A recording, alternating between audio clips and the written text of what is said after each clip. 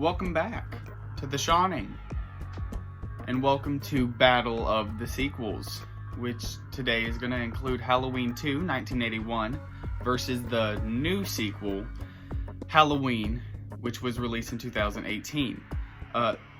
Technically, they're both the sequel, in my opinion, because they say to disregard the original 1981 sequel, but you can't disregard Halloween 2. It's a classic in my opinion. And it is definitely... I can't figure out where to point. This dude. It's definitely one of my favorite sequels of all time. And one of my favorite horror films. I actually... It's probably beside the original my favorite of the franchise. So, I thought we'd just talk about both of them. And let's see which one is better as the sequel. I don't think we should get rid of either of these movies because I do enjoy Halloween of 18. I just think that maybe the placement is a little off, and I personally think that Halloween 18 should come after part 3, or part 2, my bad. Anyway, do not forget to like and subscribe, and also do not forget to follow me on Instagram. And that'll be on the screen and all that good stuff. So, anyway, now we can move on to the fun stuff. I broke this up into 3 parts. We're going to talk about the story, obviously, because you have to talk about the plot of each one, because they're very different. Of course, we're going to talk about the mask in each, because I prefer both, but I want to break it down, and let's just see which one's the better one, in the audience's opinion and in mine. And, of course, we have to look at some kills, because these are probably 2 of the most brutal Halloween films in the franchise. So, I really want to talk about 2 deaths in each film. So, we'll talk about that as well. So, let's get started. Okay, so Halloween 2 is literally the same night. It is following the events of Halloween 1978.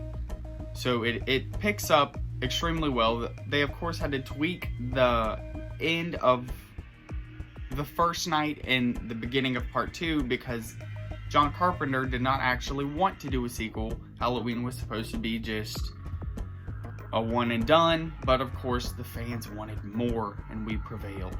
And so we get sequels. Too many, but sequels nonetheless.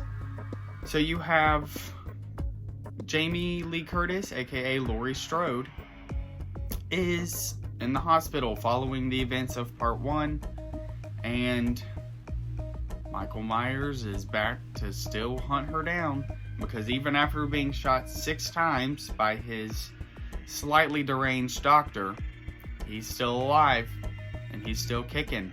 So, you have some really cool scenes in here. One of my favorite scenes, and it's actually one of my favorite scenes in a horror movie, period, because it utterly freaks me out, is the little kid with the razor blade in his mouth. Because, I don't know about y'all, but I always remember being told, you gotta check your candy and stuff, because there's razor blades and stuff like that. Here's the thing, I'm sorry, that kid is weird though. Who in the world wants to eat an apple on Halloween? Like, come on. Anyway, but that's for another day.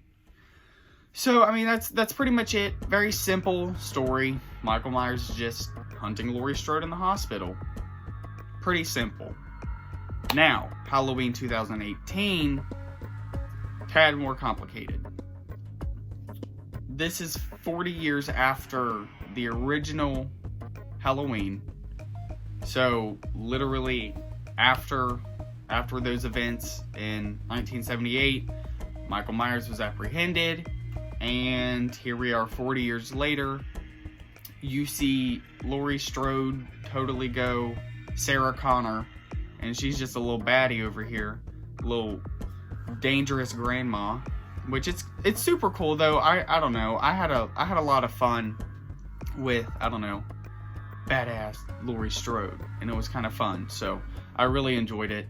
It has her daughter and her granddaughter involved, and Laurie Strode got some serious PTSD, and she is kind of crazy. Personally, I think it's a little far, like, I think she goes a tad too far, given that, I mean, I know it was traumatic, but it wasn't like that traumatic. But if they would have put it after part 2, it would have made sense, but we'll talk about that later.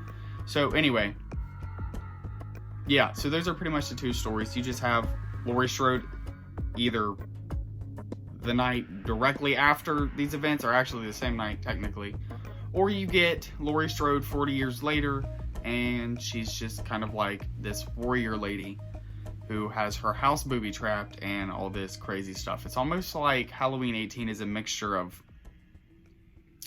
Halloween and Nightmare on Elm Street Part 1. Like, literally the whole house is booby-trapped, so there's that too. So those are the 2 stories. Very different. There is no links at all except Laurie Strode. So that's pretty much it. So now, let's talk about the mask in each one. You have the Halloween 1981, the original sequel. I love that mask. That's why I have one.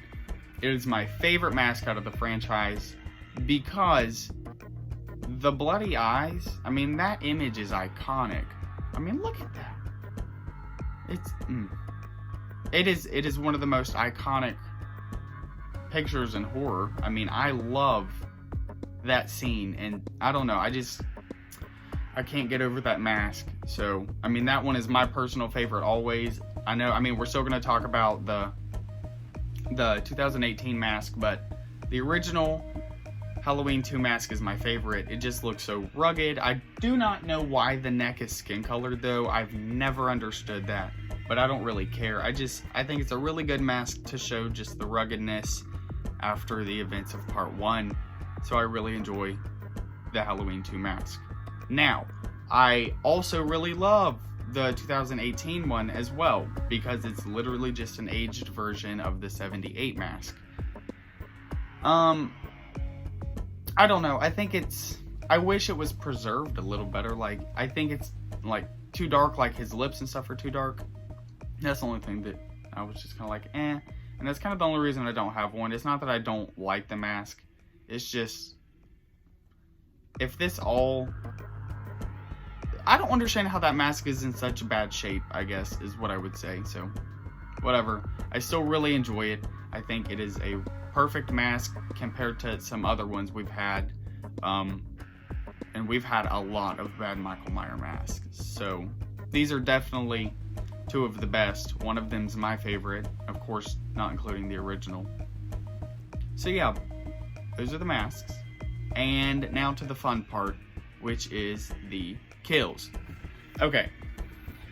These are really, really, really, really, really, really brutal movies. Like, even the deaths on screen and off screen, they're pretty significant.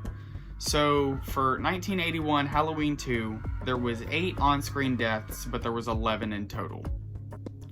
So, I mean, that's still 8 on-screen deaths. It's still pretty that's pretty good for a sequel. I mean, the original only had 7 in total, and 5 of them were on screen. So they definitely upped the ante by 6. So yeah, they were really, or not 6, I totally did that math wrong, but it's fine, 4, whatever. And then you have Halloween 2018, and they had 10 on-screen deaths, 19 in total. So this one is like, we're getting onto some Rob Zombie Halloween territory with the kill count on this one. But let's talk about 2 of my favorite kills in Halloween Part 2, one of which is actually one of my favorite kills, just period, and that would be Karen Bailey in the hot tub scene. That was so brutal. I mean, he just, ooh, I cringe every time I watch that scene, just because it shows like her skin and it's all blistered and gross, and it's almost like I can just imagine how hot the water would be. I don't know why anybody would want to sit in water that hot anyway, because that would just make me feel disgusting. But that death is so brutal. And Michael Myers in general, in part 2, is just, he's a lot more brutal. It's clear. Even poor Miss Janet, which is the next kill. Poor Miss Janet. Yeah, she was injected with an air bubble in her face, so that was terrible. And this is the second person in this film he injected with a air bubble. Like, you can look it up. Yeah, Michael Myers likes injecting people with air bubbles. That's something that he enjoys to do. I am curious though, is Jimmy dead? Nobody said anything about Jimmy. So I don't know if Jimmy is dead or not. If he is, that was a terrible death and I'm really upset. And if he wasn't dead, I'm just still super pissed that he never got used again, because I was super hoping that that was going to be like her husband, and it wasn't. I was like, what? But yeah, so where's Jimmy? Let's try to find Jimmy and try to get him back in the Halloween franchise, because that's not okay. His character is still open. Now, Halloween 2018, I think, has the best off-screen kills. Whereas Halloween Part 2 does a really good job in the on-screen department, I think Halloween 18 does much better in the off-screen department. When Michael Myers goes to the garage to attack the podcaster, which, yeah, he got what was coming to him, because I didn't really like him anyway, and he just teased him with the mask, and as we all know, he got what he deserved. So that's what you get, Aaron. So anyway, I don't know if anybody really paid attention, but the mechanic guy, or the dude at the desk, like, his jaw was ripped off. And I don't know what it is about, like, jaw stuff that freaks me out so bad. But yeah, his jaw was ripped off, and I was freaked out for a minute. So yeah. Oof. There's that. But then there was the beautiful, beautiful, beautiful masterpiece of the pumpkin head. That's what I call it, because that's what it is. It's a man's head. It's a jack-o'-lantern pumpkin.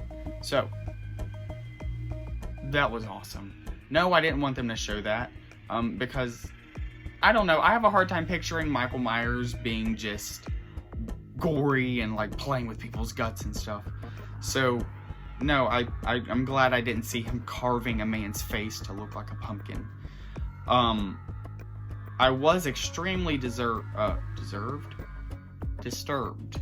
is the correct word for that, when he stomped Dude Man's head. I wasn't ready for that. I did not think they were gonna go that route, but they did. Both films are respectively super brutal as far as kills. They have a lot of them, which is great.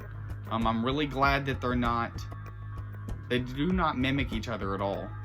I personally, though, I think that Halloween 2018 would make more sense if it followed Halloween 2.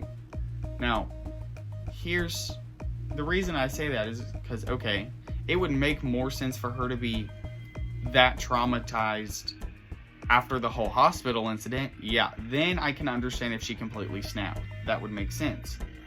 The other thing is, okay, you already had to go back and fix the whole, well, she's not Michael Myers' sister. Okay, well, if you were already going to do that, you could have still done that with Halloween 2 still being there. You can still fix it, or whatnot. So, no, I don't really see why we have to disregard Halloween 2. It is definitely one of, if not the greatest horror sequel ever. That can be argued. But it's definitely my favorite horror sequel. So, I think Halloween 2 is... I think it is the best sequel. I think that Halloween 2 is... It should not be forgotten. It is a classic. And it should be where it belongs. It should go Halloween? Should go Halloween 2. And then we'll just call this Halloween 18. Or Halloween 4-0. H4O. Yeah. Well, just, yeah, H4O. I like it. That's what we'll call it. H4O. So, I mean, that is the first episode of Battle of the Sequels. Please watch this video, and in the comments, just drop some other sequels you would like me to compare in a franchise. Preferably, I would like them to be in the same franchise. So yeah, I mean, we know that Leatherface, the new Texas Chainsaw Massacre movie, I don't know what it's going to be called. When that is released, I know that that is supposed to be the new sequel, so then we will compare those, and so on and so forth. So thank you for watching. Y'all keep it creepy and have a great day.